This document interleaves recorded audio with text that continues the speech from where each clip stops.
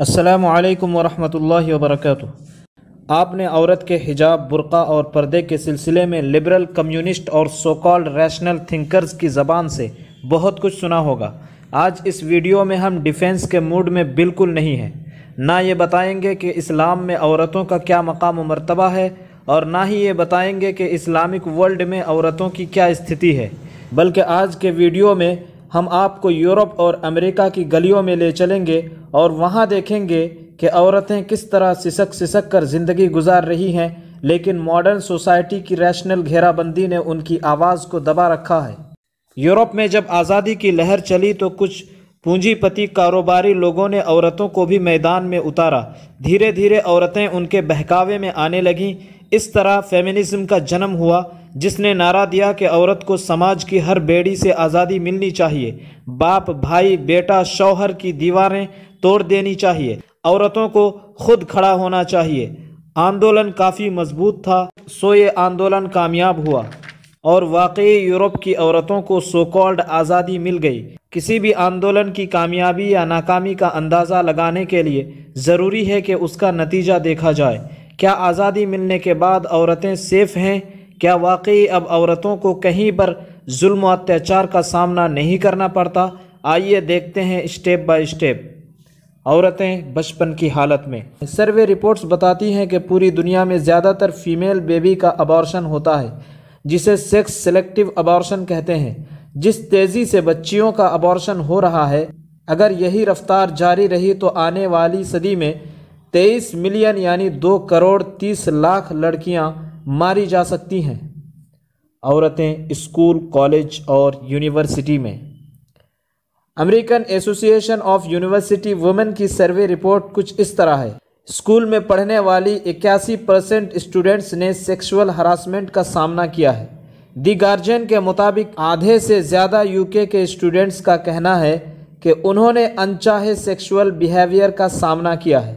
BBC کے مطابق UK میں 1/3 اسٹوڈنٹس کو اسکول یونیفارم میں سیکشول ہراسمنٹ کا سامنا کرنا پڑتا ہے۔ عورتیں سفر کی حالت میں۔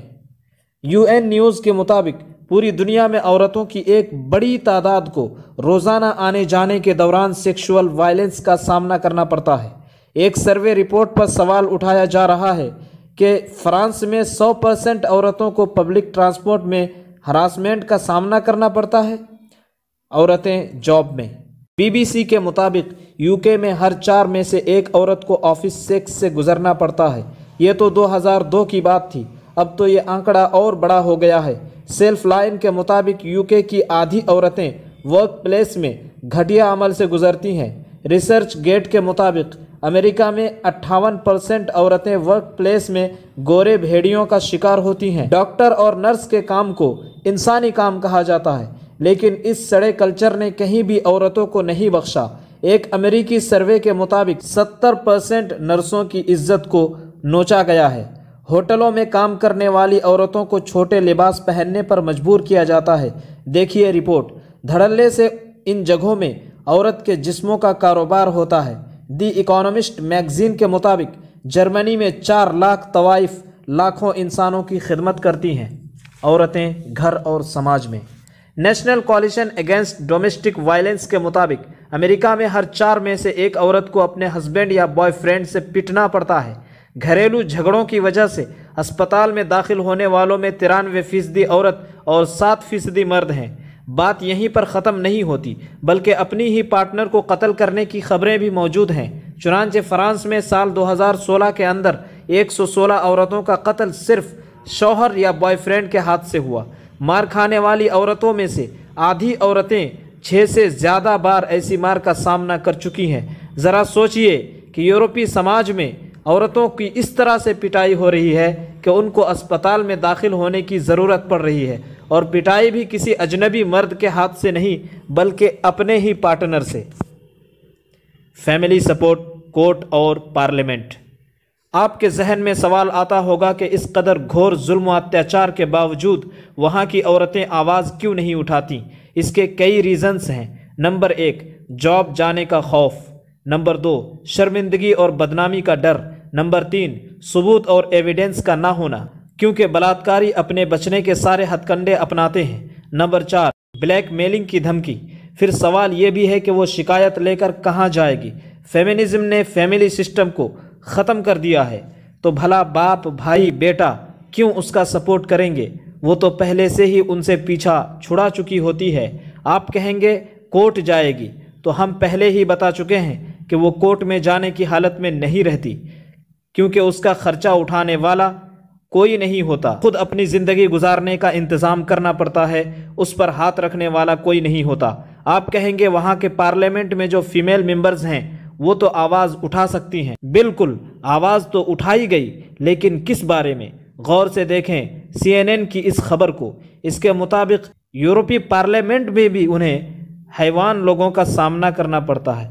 حد تو یہ ہے کہ اس طرح کے ظلم و اتیاچار کا سامنا کرنے کے بعد ڈپریشن کو دور کرنے کے لیے جب پیڑت مہیلا سائیکو تھراپسٹ کے پاس جاتی ہے تو وہاں بھی ان کی عزت کو نوچا جاتا ہے۔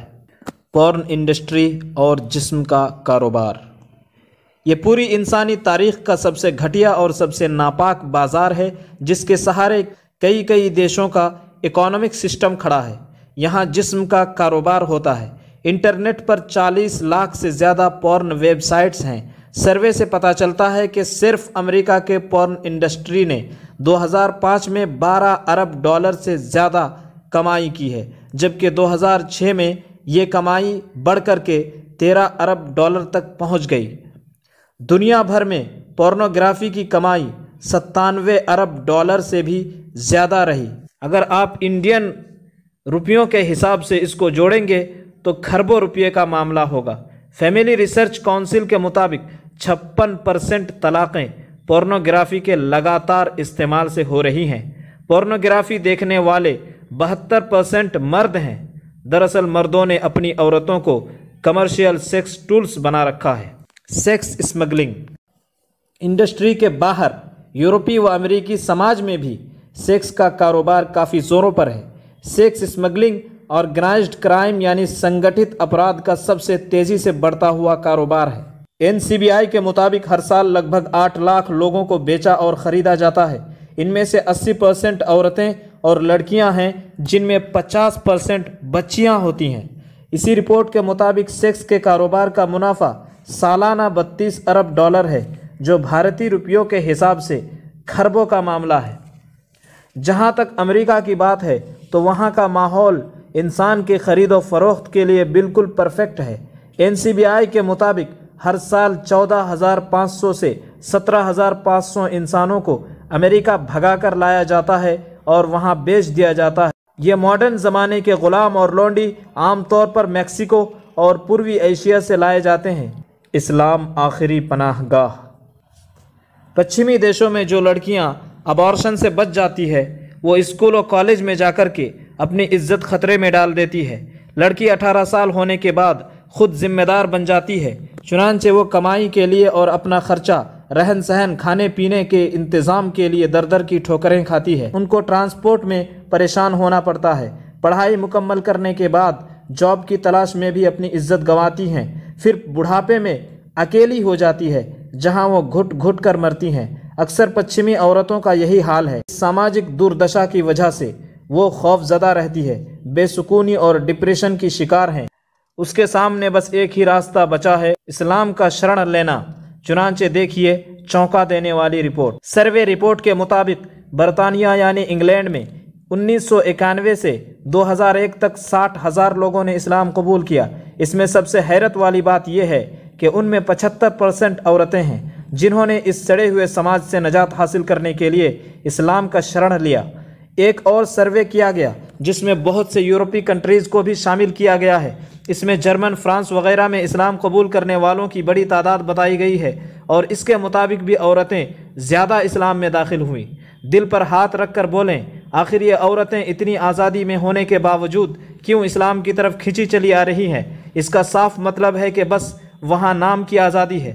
فیملی سسٹم کو ختم کر دیا گیا، سماجی بیڑیوں کو توڑ دیا گیا، پورن انڈسٹری میں عورتوں کے جسموں کا بے تحاشا کاروبار کیا گیا، عورت کے جسم تک پہنچنے کے سارے راستے کھول دیے گئے، عورت سے اس کی فطری ممتا چھین لی گئی، اس کی شرم و حیا کا جنازہ نکال دیا گیا، تو بھلا وہ کیسے اس کالی دنیا میں خوش رہ سکتی ہے؟ लिहाजा ये नारा लगाना कि इस्लाम में औरतों को इंसाफ मिलना चाहिए सरासर दोगलापन है। इंजीनियर फाजिल सुलेमान ने इस्लाम कबूल करने वाली यूरोपीय व अमेरिकी औरतों के इंटरव्यूज़ पर मुश्तमिल एक किताब लिखी है, इस्लाम इन वुमेन। इस किताब में दो बड़ी अहम बातें बताई गई हैं। नंबर 1, कुछ नौ मुस्लिम औरतों से जब पूछा गया आप इस्लाम तक कैसे पहुँचे, तो उन्होंने कहा कि सवाल ऐसा नहीं होना चाहिए, बल्कि ऐसा होना चाहिए कि आपके अंदर जो पहले से इस्लाम मौजूद था उसकी खोज आपने कब की। इस किताब में दूसरी बड़ी अहम बात यह है कि नौ मुस्लिम औरतों ने इस्लाम कबूल करने के जो रीज़न्स बताए हैं वो वही इस्लाम के सुनहरे उसूल हैं जिन्हें आप बेड़ियाँ, जंजीरें और न जाने क्या क्या कहते हैं, क्योंकि उन औरतों ने सड़े हुए समाज का एक्सपीरियंस अच्छी तरह किया और उन्हें मालूम हुआ कि आखिर इस्लाम क्यों दीवारें खड़ी करता है। चलें एक नज़र उन उसूलों पर भी डाल लेते हैं। तो इसलिए इस्लाम औरतों की हिफाजत पर ज़ोर देता है। इस्लाम ने औरतों की इज़्ज़त की हिफाजत का बड़ा ख्याल किया है। इसके चंद सुनहरे उसूल हैं जिनको जानना हर एक के लिए ज़रूरी है। नंबर 1, मर्द और औरत दोनों से कहा गया निगाहें नीची रखो। नंबर 2, मर्द और औरत दोनों के लिए पर्दे का हुक्म हुआ, लेकिन ख़ास तौर पर औरतों को मुकम्मल पर्दा करने का हुक्म दिया गया। हर समाज में भेड़िए किस्म के मर्द होते हैं, लिहाजा आप रास्ते में रहो या कंपनी में जॉब करो या एजुकेशन हासिल करो, हर जगह पर्दे का एहतमाम करो। नंबर 3, खर्च की जिम्मेदारी मर्दों पर डाली है, चाहे रहन सहन का खर्च हो, खाने पीने का खर्च हो, पहनावे का खर्च हो, बनाव सिंगार का खर्च हो या शिक्षा और इलाज का खर्च हो, हर खर्च के उठाने की जिम्मेदारी मर्दों पर डाल दी गई है। नंबर 4, तोहमत लगाने पर कड़ी सज़ा का हुक्म सुनाया गया। नंबर 5, ज़िना, रेप और बलात्कार की कड़ी सज़ा मुकर्रर की गई। नंबर 6, जंग में मारने पर पाबंदी लगा दी गई और कहा गया कि औरतों पर कोई हथियार नहीं उठा सकता। नंबर 7, जिंदा गाड़ने वालों को वार्निंग दी गई। ज़माना जाहिलियत में कुछ लोग अपनी बेटी को जिंदा गाड़ देते थे, ऐसे लोगों को सख्त सज़ा सुनाई गई। नंबर 8, बताया गया कि बेटी पालना जन्नत में जाने का रास्ता है। नंबर 9, माँ की खिदमत में जन्नत की बशारत सुनाई गई और बाप से ज़्यादा माँ को दर्जा दिया गया। नंबर 10, सबसे बेहतरीन मर्द उसे करार दिया गया जो अपनी बीवी बच्चों के लिए सबसे बेहतर हो। तो उम्मीद है कि आपने इस वीडियो में अच्छी तरह से जान लिया होगा कि इस्लाम औरतों के लिए कितना प्रैक्टिकल है और कितना अच्छा है, जबकि यूरोपीय समाज औरतों के लिए कितना घातक साबित हुआ है। आज के लिए इतना ही, दीजिए हमें इजाज़त। अस्सलामु अलैकुम।